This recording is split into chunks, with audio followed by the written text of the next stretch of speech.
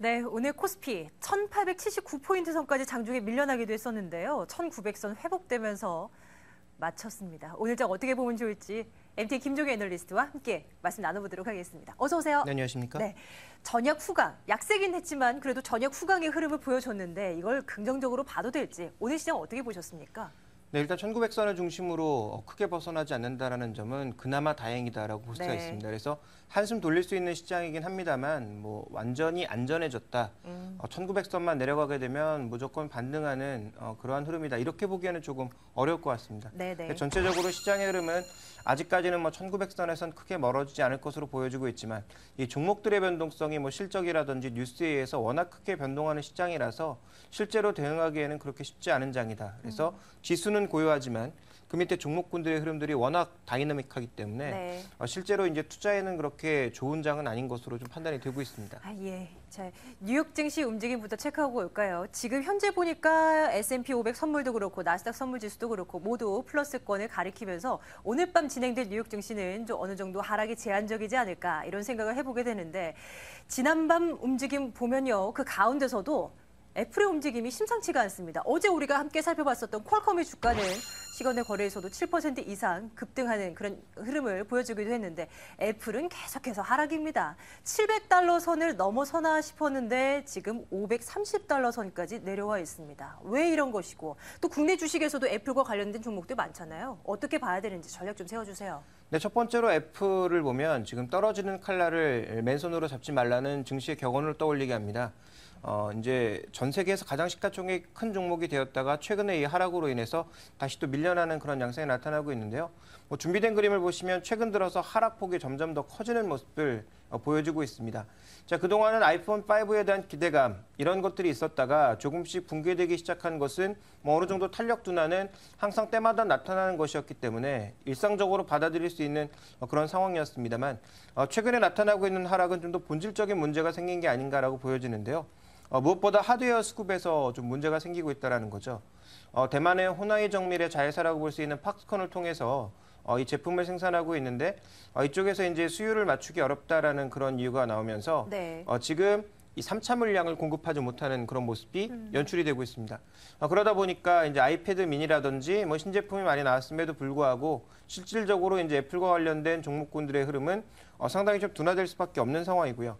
한 가지 수정하자면 이 최근에 퀄컴 같은 경우에도 단기적인 3일간의 등락이 주가의 고점과 저점이 거의 10% 정도거든요. 네네. 그러니까 강력하게 이제 하락갭이 발생했을 때는 장대 양봉 생기면서 올라오는 모습이었지만 오늘은 7% 급등을 했다가 또 고점 대비해서는 하루 종일 밀리면서 3% 상승으로 마감을 했단 말이에요. 네. 그래서 이 IT 종목군들, 글로벌 종목군들의 변동성은 여전히 굉장히 좀 커지고 있는 그런 상황인 점을 생각해 볼 필요가 있겠고요. 애플이 떨어지고 있는 또 하나의 이유는 강력한 경쟁자의 등장이라고 봐야 되겠죠. 가격이 절대적으로 싼 넥서스 4, 넥서스 7, 넥서스 10이 발매됐기 때문인데요. 이들의 지금 단말기 하나당 이익이 한 30달러 정도에 불과하다라는 그런 얘기가 나오고 있습니다. 애플은 단말기 하나당 보통 한 400달러에서 300달러 정도의 이익을 얻고 있는 데 비해서 네. 이제 구글이 지향하는 바와 애플이 지향하는 바가 다르다 보니까 이 상당히 낮은 가격 그렇지만 퍼포먼스나 이 스펙을 비교해 봤을 땐 그렇게 낮지 않은 제품들이 시장에 나옴으로써 네. 또 애플에 이제 좀 질렸다라고 하는 그런 사람들이 나옴으로써 전체적으로 이런 경쟁력 약화도 우려가 되고 있는 상황이고요. 이번에 애플에서 아이패드 미니 이제 나왔잖아요. 실제로 한번 보셨어요? 봤습니다. 저 주변에 가지고 있는 사람이 있어서 한번 이렇게 만져보는데 너무 예쁘던데 저는. 근데 네, 세계인의 시각은 조금 다른 모양이에요. 이 그 제품에 대한 시각이 다르다라는 것이 아니라요. 네. 이제 과거에는 애플이 독점해왔던 시장을 그동안 이제 강력한 경쟁자가 거의 없었거든요. 네, 솔직히 이제 뭐 삼성전자의 이 갤럭시 시리즈가 이제 휴대폰 쪽에서는 워낙 잘 됐습니다만 네. 솔직히 탭 시장에서는 여전히 굉장히 부족합니다. 그래서 구글과 협력해서 내고 있는 넥서스 10은 이번에 저도 굉장히 기대가 되는 제품이고 네네. 국내에서 안 파는 것에 대해서 개인적으로는 굉장히 화가 나는 그런 제품 중에 하나입니다만 네. 이제 이 구글의 이런 정책으로 인해서 가격적인 경쟁력에서 너무 차이가 난다라는 거죠. 그렇죠. 그러니까 네, 이제 네. 뉴 아이패드 같은 경우에 가격이 보통 699달러에서 시작하는데 지금 갤럭시 그 넥스 10 같은 경우에 399달러거든요. 이 가격 차이 그러네요. 자체가 네네. 워낙 크게 나기 때문에 네. 자, 이런 가격 차이에 의해서 사람들의 선택이 어느 쪽으로 갈 것인지 그리고 이제 태블릿 시장에 구글도 중심을 잡아놨기 때문에 이 정도의 가격으로 나머지 업체들이 계속적으로 태블릿을 내놓는다면 아이패드도 결국 가격을 내려야 되지 내릴 수밖에 않을까. 없고. 그러면 네. 매출 기준으로 봤을 때는 그 애플이라는 회사가 그렇게 높은 회사가 아니거든요. 매출보단 이익률이 높아서 그동안 네네. 주목을 했던 건데 이익률이 낮아지게 되면 그만큼 이제 규모의 경제에서 밀릴 수 있다라는 점도 부담 요인입니다. 또 하나 살펴봐야 될 것은 결국 애플이 이렇게 빠지다 보면 애플 그 수혜 기대감으로 올랐던 종목군들의 탄력도 많잖아요. 둔화될 수밖에 없기 때문에 국내에서 대표적으로 이제 하이닉스 같은 종목군들 탄력이 좀 둔화될 가능성 생각해 봐야 될 것 같고요. 실리콘웍스처럼 또 애플 쪽에 굉장히 크게 영향을 받고 있는 그런 종목군들의 수급을 조금 점검을 해봐야 되지 않을까라고 보고 있고 이 삼성전자의 수혜가 나타나지 않을까 이런 생각을 흔히 해볼 수 있는데 삼성전자의 수혜는 조금 제한적일 것 같습니다. 왜냐하면 특히 태블릿 시장, 빠르게 성장하고 있는 태블릿 시장에서 지금 갤럭시 시리즈보다는 넥서스 10 쪽이 많이 팔릴 가능성이 높은데요. 이 넥서스 10은 조금 전에 언급드렸다시피 별로 먹을 게 없는 그래서 판매는 많이 되지만 실제로 이익률은 그렇게 크게 개선되지 않는 그런 흐름이기 때문에 이 수혜는 좀 제한적일 수 있을 것 같고 다만 이제 IT 전반에 대해서는 4분기 미국의 소비 기대감 때문에 여전히 좀 긍정적인 모습을 가져가야 되지 않을까. 네. 그래서 애플만 바라보고 있는 종목군들은 조금 안 좋지만 실제로 이제 삼성전자 쪽으로도 발을 넓혀 있는 종목이라든지 그리고 최근에 이제 나중에 다시 한번 언급드릴 기회가 있습니다만 터치 디스플레이처럼 계속 많이 쓰이고 있는 그런 부품 쪽에 대해서는 여전히 좀 긍정적인 시각이 필요하지 않을까라고 보고 있습니다. 예. 자, 이제 오늘 시작으로 본격적으로 들어가서요. 수급 먼저 확인해 볼까요? 어제는 만기를 맞아서 프로그램을 통해서 거의 4천억 원이 넘는 물량이 쏟아져 나왔고 오늘도 베이시스 흐름이 그렇게 크게 개선되는 흐름은 나오질 않았습니다. 그래서 이 프로그램에서 자꾸만 매도를 유발시키는 그런 움직임들이 포착됐는데 이거 지금 이제 시작이 되는 것인지 앞으로 프로그램 움직임은 어떻게 파악을 해봐야 될까요? 기본적으로 이제 베이시스의 레벨이 중요하다고 보여집니다. 지난 만기, 어저께까지의 만기를 통해서 굉장히 많은 물량이 시장에서 사라졌거든요. 네네. 거의 뭐 10,000개 이상의 물량이 미결작정이 사라지면서 기존에 들어왔던 포지션들이 대거 청산되는 모습이었는데 오늘부터 이제 미결작정이 다시 늘어나면서 신규 포지션들이 들어오고 있죠. 그런데 베이시스의 레벨이 이렇게 계속 낮아진다면 프로그램 쪽에서는 매도가 나올 수밖에 없습니다. 또 하나 이제 중요한 건 뭐냐면 오늘 외국인들의 환물 매도 중에서는 상당 부분 프로그램도 끼어 있었다라는 거죠. 2,900억 정도의 매도에서 외국인들이 비차익 중심으로 나오는 개별 주식에 대한 매도도 있었지만 네. 실제로 개별 주식 매도 말고도 선물과 연계된 그런 프로그램 매물도 있었다라는 것. 그래서 이런 프로그램 매물이 계속적으로 시장에 작용할 경우 뭐 추세를 아래로 강하게 꺾는 그런 흐름보다는 상단을 계속 제약할 가능성이 있기 때문에 향후 가장 이제 중요하게 살펴봐야 될 것은 베이시스 추세와 함께 외국인들의 비차익 매매마저도 계속 아랫방향을 향하고 있다면 지수는 고점이 낮아질 가능성 혹은 상단이 계속 제약될 가능성이 남아있기 때문에 네. 시장의 박스권을 크게 돌파하기는 어렵다 이렇게 판단되고 있습니다. 그래서 지금은 뭐 아주 짧은 호흡으로 대응을 하는 그런 뭐 전략이라든지 아니면 뭐 정말 길게 보고 분할 매수를 하는 전략이라든지 아니면 시장과 정말 차별화돼서 강하게 움직이는 종목군들을 조금 위험해 보이지만 선택하는 뭐 그러한 전략 외에는 특별한 대응 방법이 없지 않나 이렇게 판단이 되고 있습니다. 네, 지수는 박스 안에 갇혀 있고요. 종목별로도 뭐 트레이딩 관점이나 아주 긴 관점. 그렇다면 이 업종은 어떻게 봐야 될까요? 오늘 시장에서 살펴보니까 뭐 오늘뿐만이 아니라요. 계속해서 안 좋은 업종 하나 있습니다. 바로 건설업종. 건설업종 좀 점검을 해드릴까 하는데요. 그 지수의 하락은 제한적이긴 했는데 끝모르고 떨어지는 것이 바로 이 건설업종입니다. 앞으로 이거 어떻게 봐야 되는지 정말 긴 관점에서 놓고 지금이라도 투자하는 것이 맞는 것인지 전략 좀 세워주시기 바랄게요. 네. 또 뭐 결론부터 말씀드리자면 뭐 지켜볼 만한 종목은 있습니다만 당분간은 쉽지 않을 것 같습니다. 그래서 이들 종목은 제가 저번에 예를 들어서 한번 말씀드리지 않았습니까? 지인을 만나서 식사를 했던데 이런 문제가 있었다. 네네. 결국 그 문제가 터진 거죠. 이 GS건설의 실적을 보니까 실적 자체가 시장의 컨센서스 대비해서 너무 낮았다라는 거죠. 그러니까 그만큼 수출 경쟁이 치열하고 최근 저가 경쟁이 치열하게 전개되다 보니까 이 건설사들이 단기적으로 해외 수출을 많이 한다고 하더라도 실적이 빠르게 개선될 가능성은 굉장히 낮아졌다라는 것이 가장 핵심이라고 볼 수가 있겠고요.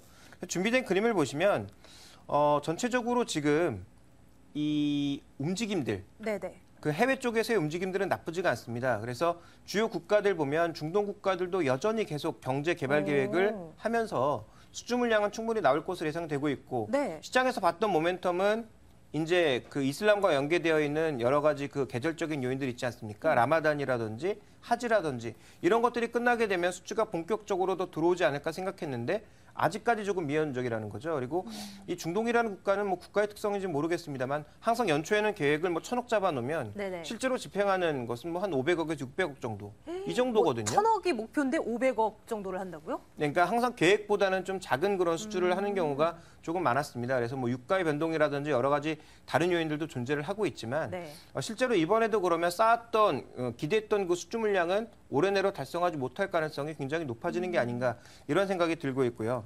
그래서 이제 최근에 뚫고 있는 것이 다른 지역 쪽이다라고 보여지는데 대표적으로 이제 말레이시아라든지 인도네시아 같은 국가들의 여러 가지 플랜트들을 만들면서 동남아로 좀 포트폴리오를 다양화하려는 모습들 보여주고 있는데 이것도 지금 여러 업체들이 다 달려들고 있다는 얘기죠. 그러다 네. 보니까 이제 수익성을 끌어올리기에는 약간의 좀 한계를 느끼고 있다 이렇게 봐야 될 것 같고요.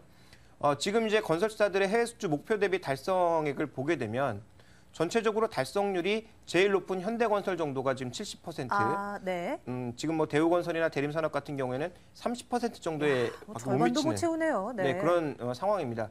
그러다 보니까 이제 이게 부담으로 작용을 하고 있는 것이고 예. 전체적으로 지금 이 앞으로 이제 남아 있는 가능성 이런 것도 살펴봤을 때 조금 더 지켜봐야 되지 않냐라는 그런 시각들이 시장에서 강하게 나타나고 있죠. 네네. 그래서 그러다 보니까 이들 종목군들이 계속 압박을 받고 있는 그런 모습입니다. 지금 현재 그래서 시장이 주목하고 있는 건 뭐냐면 향후 매출을 늘릴 수 있는 종목만 집중하고 있거든요. 그래서 지금 이런 어려운 경제 상황에도 불구하고 성장하고 있는 그런 기업들의 시장이 주목하고 있고 네. 기관 수급은 또 그런 종목으로만 쏠리고 있는 양상이고 그래서 LG 디스플레이에 대해서 제가 어저께 말씀드리면서 주목하는 것은 특정 시장에서 거의 독점에 가까운 모습을 보여주고 있다. 그런 종목만 찾고 있다라는 거죠. 그래서 전체적인 시장은 전혀 사는 모습이 아니고 오히려 네. 안 좋은 종목이라면 과감하게 지금 팔고 있는 국면이기 때문에 이 건설주들은 단기적으로 살아나기는 조금 어렵지 않나 이렇게 보여집니다. 역시나 뭐 국내 사업하는 업체들보다는 해외 사업 뭐 역시나 위주로 하는 업체들이 그래도 그나마 그냥 괜찮은 겁니까? 지금 이제 국내의 부동산 가격을 보시면 수도권은 아직도 안정을 찾지 못했고요. 지방 쪽에서는 그나마 조금 올라가는 모습을 보여주고 있습니다만 네네. 지방과 이 수도권의 격차가 워낙 많이 나 있는 상황이어서 이 지방의 선점만으로는 또 어렵다라는 것이 현실입니다. 그래서 전체적으로 2013년 뭐 상반기 정도에는 부동산 시장이 안정된다 이런 얘기가 많이 나오고 있지만 이것도 조금은 지켜봐야 될 것 같고요. 그래서 해외 수주, 국내 수주 모두 둔화된 상황이긴 한데 그럼 과연 건설주는 언제 사야 되느냐? 그러니까요. 그리고 이제 보유해서 이미 많이 손실이 나신 분들은 과연 네. 어떻게 해야 되느냐 이 부분이 중요한데요. 제가 보기에 핵심은 2013년 1분기, 상반기 정도가 핵심이다라고 보여집니다. 그때도 회복되지 않으면 반등을 이용해서 파는 게 맞고요. 일단 가지고 계신 분들은 내년 상반기까지는 좀 가지고 가보자라는 생각이시네요. 네, 여기서 뭐 추가적으로 하락하더라도 지수가 급락하지 않는다면 네. 뭐 이 종목들의 추가적인 하락도 조금은 제한적이지 않을까라고 보고 있기 때문에 이들 종목을 뭐 지금에 와서 파는 것은 또 굉장히 좀 위험한 전략이다라고 판단을 하고 있고요. 2013년 1분기에 새로운 대통령이 우리나라도 이제 뽑히고 나서 네. 여러 가지 정책들이 나올 가능성이 굉장히 높거든요. 근데 단기적인 시각을 낼 수 있는 것, 과거에 지난 대선 때도 이명박 대통령이나 아니면 정동영 후보가 굉장히 강조했던 것이 뭐 북방철도, 4대강 이런 것들을 강조하는 이유가 네. 단기간에 가장 빨리 고용을 끌어올리고 가장 경제 지표를 좋게 만들어 줄 수 있는 게 결국 건설 산업이거든요. 그래서 이와 관련된 모멘텀이 나타날 가능성이 높다라는 측면에서 결국은 대형주들을 바라볼 수밖에 없고 이 대형주 쪽에서도 해외 쪽에 확실한 모멘텀을 가지고 있는 기술력을 가지고 있는 엔지니어링 업체인 삼성 엔지니어링을 택한다든지 아니면 국내와 해외 모두 경쟁력을 가지고 있는 현대건설 같은 종목군들로 종목을 압축해서 대응하시는 게 네. 이 가장 좀 좋은 방법이 아닐까라고 판단을 하고 있습니다. 예, 오늘 시작 여기서 마무리하도록 하겠습니다. 이제 다음 주를 위한 준비해야 되겠는데요. 주말 사이 예정된 글로벌 경제 일정부터 확인하고 오겠습니다.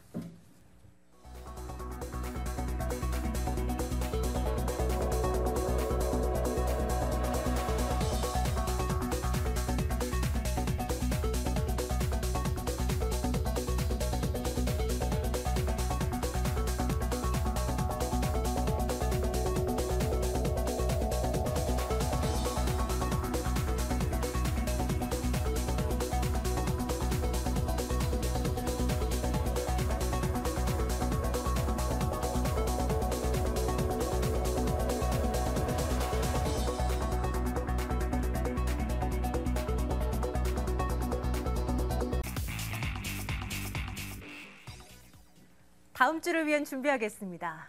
이번 주요 정말 많은 이벤트들이 있었습니다.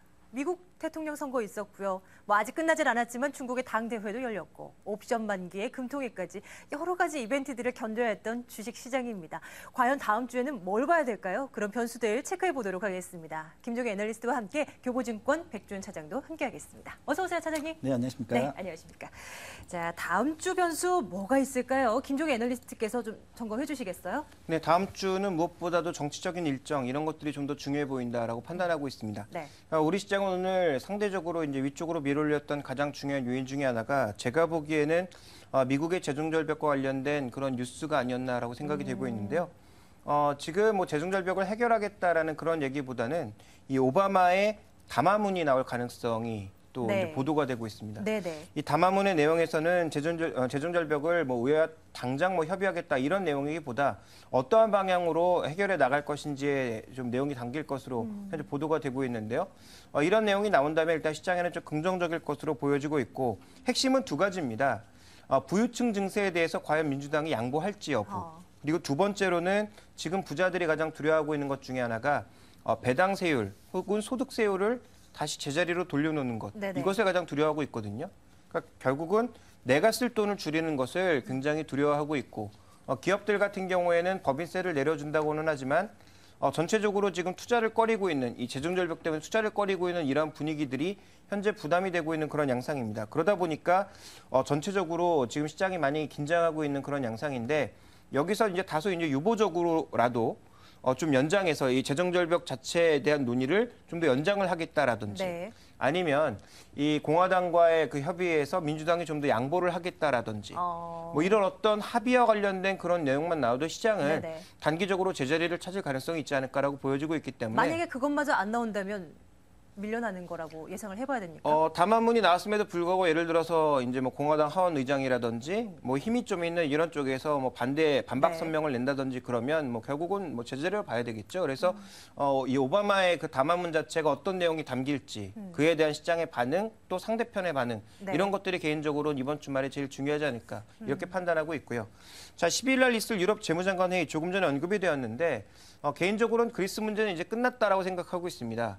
돈을 언제 주느냐의 문제지 지금 안 주겠다는 아니거든요. 그래서 조금 늦어진다면 뭐 그리스에 잠깐 문제가 생길 수는 있겠습니다만 그리스가 지금 전체 유럽 시장에서 차지하는 규모 그리고 이미 시장에 알려진 악재라는 부분들 일정 부분의 헤어컷이 진행되었다라는 점을 고려해 봤을 때 그리스가 문제가 아니라 네. 제가 이제 어저께 말씀드렸던 은행 동맹과 관련된 합의들이 좀 더 한 발 진전될 수 있을지가 더 중요하다고 보고 있습니다.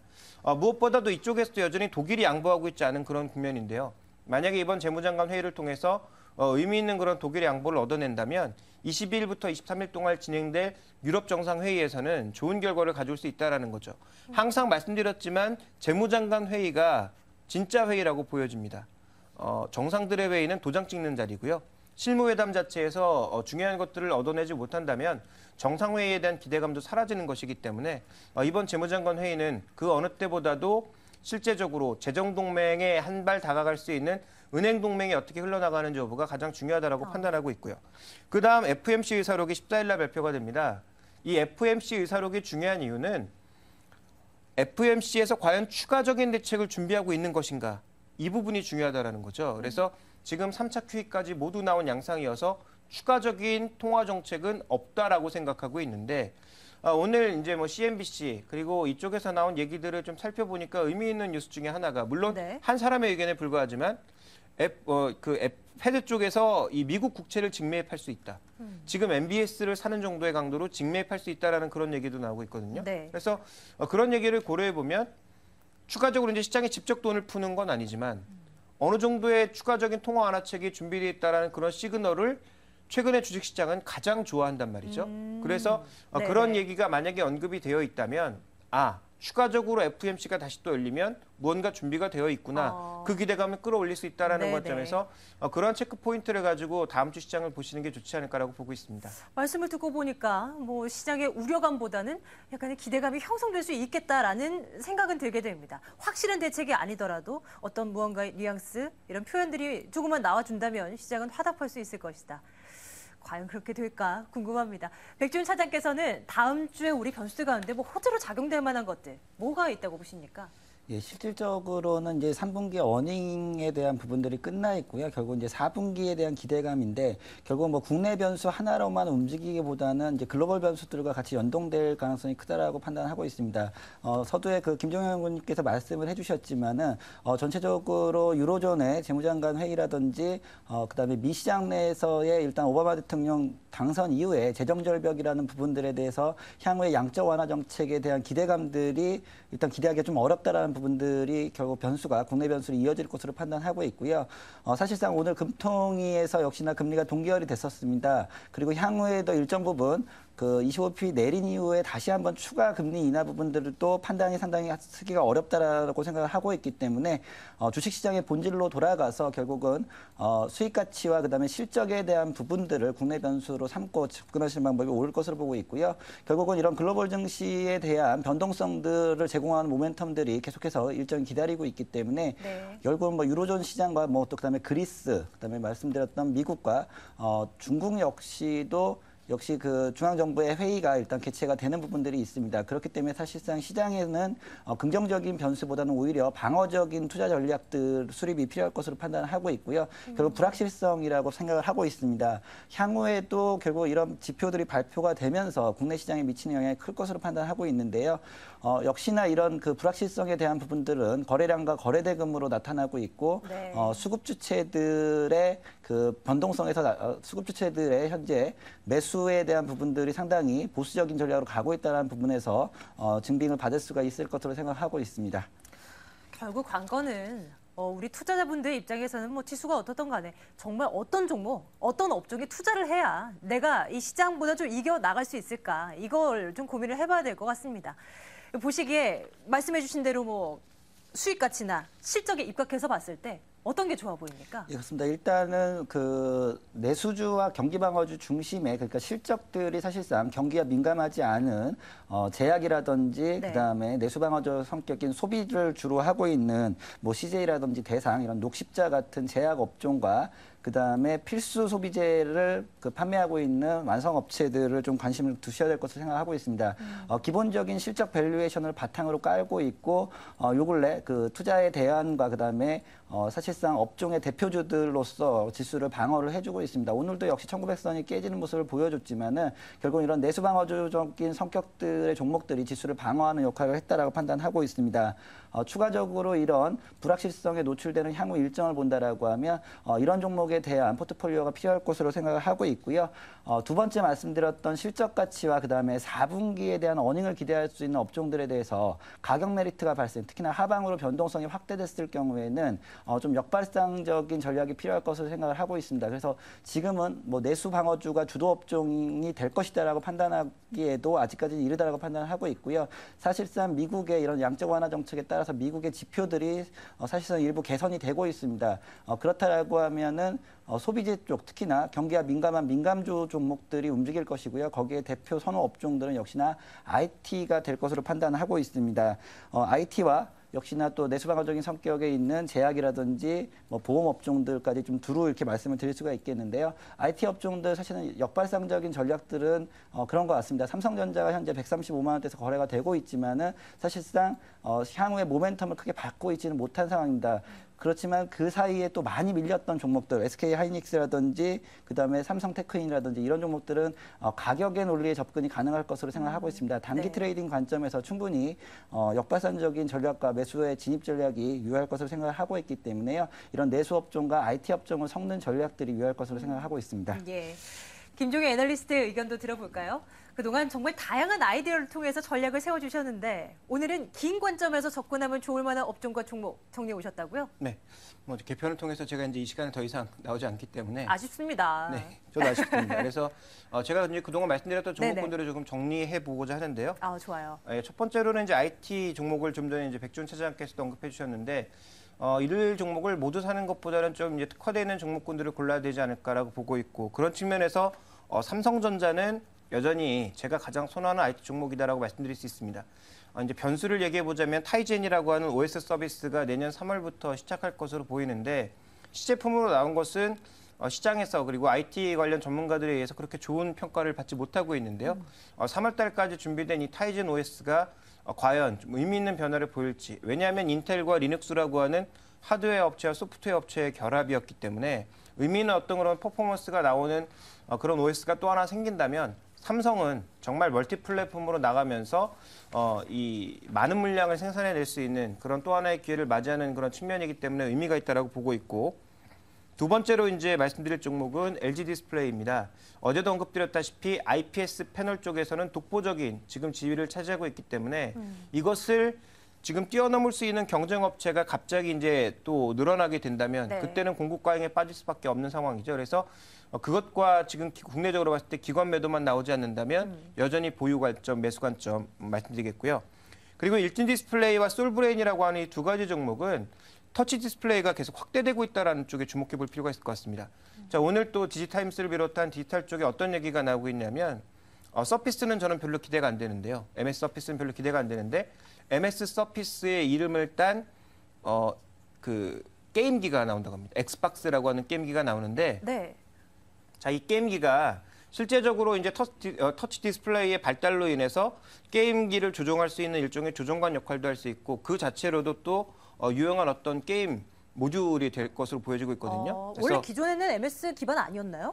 MS의 기반이었는데 엑스박스라고 하는 게임은 기본적으로 이제 콘솔 박스라고 네네. 봐야 되겠죠. 이제 이 콘솔 박스를 그대로 태블릿에다 옮겨놓는다라는 거죠. 그래서 그런 제품이 나온다라는 측면에서 이 터치 디스플레이는 점점 발전하고 있고 저변이 확대되고 있다는 쪽에 집중해 본다면 그와 관련된 재료를 만들어내고 있는 솔브레인 그리고 일진 디스플레이 같은 이 터치 디스플레이 관련 종목군들은 우리나라의 기술력이 뭐 대만 업체나 이 일본 업체에 비해서 그렇게 크게 뒤지는 편이 아니기 때문에 네. 여전히 유효하지 않을까라고 보고 있고요. 특히 솔브레인이라고 하는 이 종목은 최근에 신고가를 보여주고 있는데 삼성 SDI에는 2차 전지 재료를 그리고 이제 삼성전자나 이런 쪽에는 디스플레이 재료를 또 반도체 재료도 납품하고 있거든요. 네네. 그래서 최근에 굉장히 중요해지고 있는 건 공정이 점점 화학 공정들이 늘어나기 시작하면서 화학 재료들을 공급하는 그런 업체들의 상대적인 영향력도 커지고 있다는 점을 주목해 볼 필요가 있을 것 같습니다. 그다음 소비 관련주인데요. 그동안 화장품 관련 종목군들 중에서는 별로 그렇게 좋은 얘기를 드리지 않았는데 아모레파시픽과 한국콜마 정도는 좀 괜찮지 않을까라고 보고 있습니다. 네네. 수익이 일단 나오고 있다는 거 주목해 볼 필요가 있겠고요.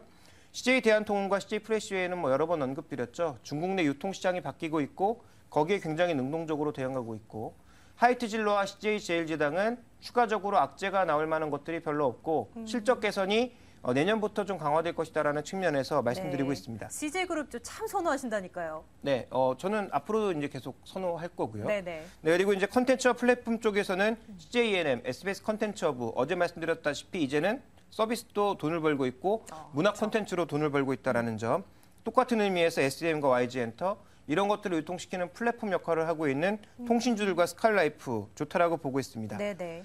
중국 정책 수혜는 빨라야 이제 내년 1분기라고 보고 있는데 그때쯤에서 두산인프라나 레이스단전, 이 두산중공 같은 종목군들의 상승률은 크게 나타날 것으로 판단하고 있고요.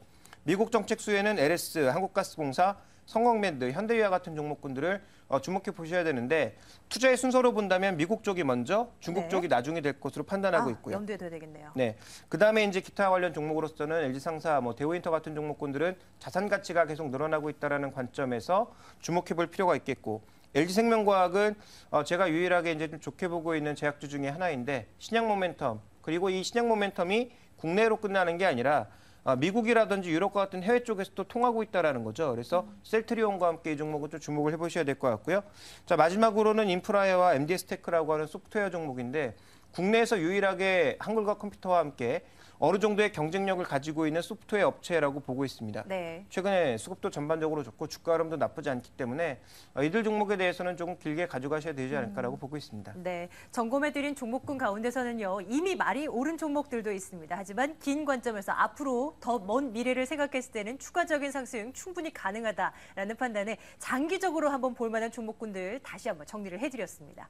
자, 백준 차장께는 다음 주 우리 투자자분들이 시장을 대응해서 좀 이길 만한 전략들 좀 정리해 주세요. 예, 그렇습니다. 뭐 서두에 말씀드린 거와 연계가 됐을 것으로 보고 있는데요.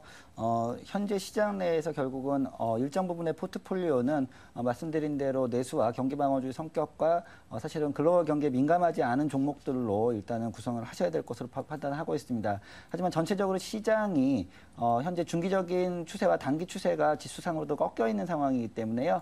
역시나 박스권 내의 흐름을 예상할 수가 있을 것으로 판단하고 있습니다. 하지만 시장의 유동성들은 역시나 시장의 자그마한 상승 모멘텀에도 크게 움직일 수가 있기 때문에 사실상 이제 중소형주에 대한 포트폴리오도 필요할 것으로 생각하고 있습니다. 서두에 말씀드렸던 결국은 이익을 바탕으로 한 업체들이 될 것으로 판단하고 있고요. 결국은 IT 부품과 그다음에 설비 업종들을 관심을 들 수가 있겠습니다. 현재 시장은 새로운 패러다임으로 바뀌기 위해서는 일정 부분 시간이 필요하다고 생각하고 있지만요. 전반적으로 제약과 그다음에 IT 업종들, 특히나 스마트 핸드셋을 중심으로 한 그 컨텐츠 업종들에도 좀 관심을 가지셔야 될 걸 판단하고 있고요. 역시나 그 내수 방어적인 성격을 갖고 있거나 그다음에 시장의 변동성에도 방어할 수 있는 종목들로 좀 포트폴리오 전략을 갖고 가시는 것이 유효할 것으로 생각하고 있습니다. 예. 네, 두 분의 전문가의 시각 들었습니다. NTN 김종효 애널리스트, 교보증권 백주훈 차장과 함께했습니다. 그동안 수고 많으셨습니다. 네.